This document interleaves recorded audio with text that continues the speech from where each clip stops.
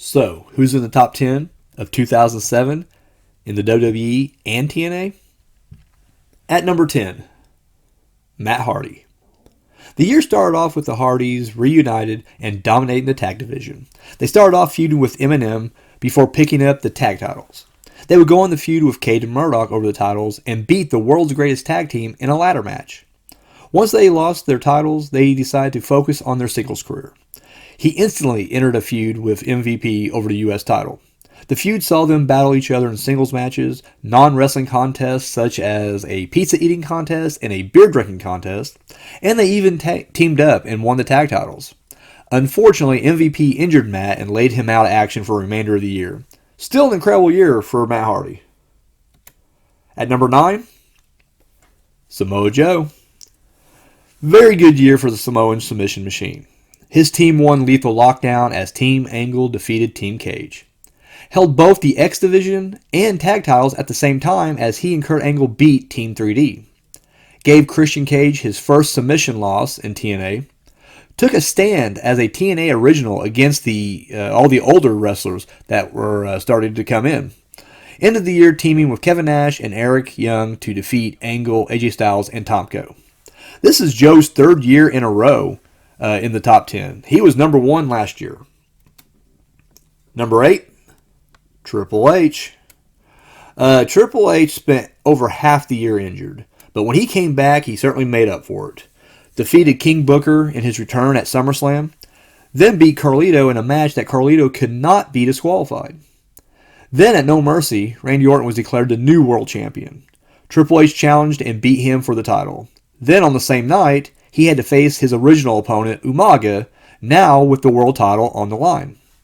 Triple H was victorious, however, in the main event he would lose the belt back to Orton, enacting his rematch clause, in a last man standing match. For the remainder of the year, H would feud with Umaga, beating him in a street fight, and having his team beat Umaga's at Survivor Series in an elimination match, a match that was actually a 4-on-5 handicap elimination since one of Triple H's teammates was injured. Triple H and Jeff Hardy wound up being the sole survivors. This is Triple H's third appearance in the top 10, his first since 2002. At number 7, Showtime Eric Young. This was the year that Eric Young found his confidence. He started off the year feuding with former partner Robert Roode, including beating him in singles action and in a mixed tag match, teaming with Gail Kim, beating Roode and Mrs. Brooks. His standout moment came when he won the first round of the Fight for Your Right tournament, which included a reverse battle royal, a battle royal, and a singles match. Then came his run-in with James Storm, which started with a friendly drinking contest, then turned into a blood feud. At Turning Point, he would defeat Storm, then return for the main event, substituting for a missing Scott Hall. He, Samoa Joe, and Kevin Nash would beat Kurt Angle, AJ Styles, and Tomko. Eric Young has come a long way from being the guy who was scared of his own pyro. At number 6, Chris Sabin. Cocky and brash, the young X Division star had an incredible year. He started off defeating X Division champion Christopher Daniels and Jerry Lynn in a 3-way match for the X Division title. This would kick off a feud with X Division veteran Lynn, not just for the title, but for respect. Sabin would beat Lynn back-to-back, once in a best 2-out-3 falls match. Then he would go on to successfully defend his title in a 5-way escape match, and then a 3-way match with Jay Lethal and Sanjay Dutt.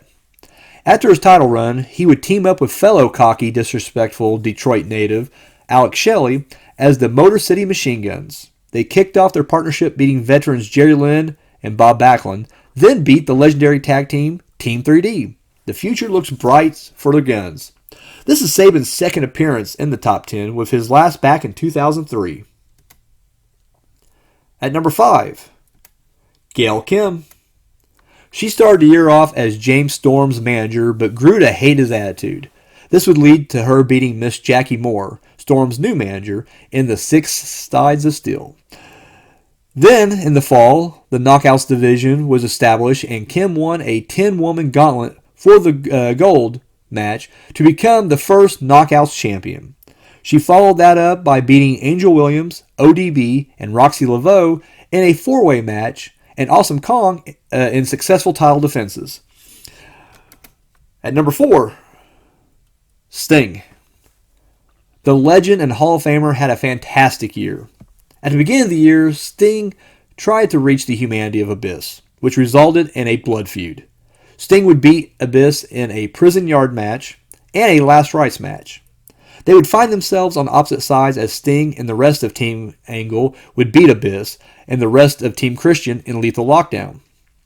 With Sting scoring the winning pinfall, he earned a world title shot.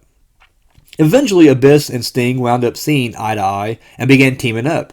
They beat AJ Styles and Tomko, then teamed up with Andrew Martin to beat Christian Coalition in a Doomsday Chamber of Blood match. Sting would ultimately beat Kurt Angle for the world title. This is Sting's 8th appearance in the top 10, which his last time being was 2000. And with this appearance, he ties Hulk Hogan for the record of most top 10 appearances. At number 3, Jeff Hardy. Although he has been a single star before, it looks like he's about to ascend to the main event. He and his brother Matt had an incredible year as a tag team. See number 10. In addition to being tag champion, he was also the Intercontinental champion. His feud with Johnny Nitro would see the two face off inside of a cage for the gold. Jeff would come out on top. At Survivor Series, he and Triple H would be the sole survivors from their 4-on-5 Survivor Series match. At Armageddon, Jeff and Triple H met for the world title number 1 contenders match. And easily the biggest singles win of his career, Hardy cleanly pinned Triple H. 2008 may be Hardy's year yet. Number 2, Kurt Angle. When Angle entered TNA, he instantly became the man. He beat Samoa Joe in a 30-minute Iron Man match to become the number 1 contender for the world title. He defeated Scott Steiner. At Lockdown, he led Team Angle to victory over Team Cage in Lethal Lockdown. He beat Christian Cage and Sting in a 3-way match to win the world title. At Slammiversary, he beat Samoa Joe, AJ Styles, Christian Cage, and Wildcat Chris Harris in a King of the Mountain match to get his world title back. Had a couple of winner-take-all matches that resulted in him holding the World, X Division, Tag, and IWGP title at the same time. This really was Angle's year. This is Kurt Angle's 3rd appearance in the top 10. His last was back in 2002. And number 1, John Cena.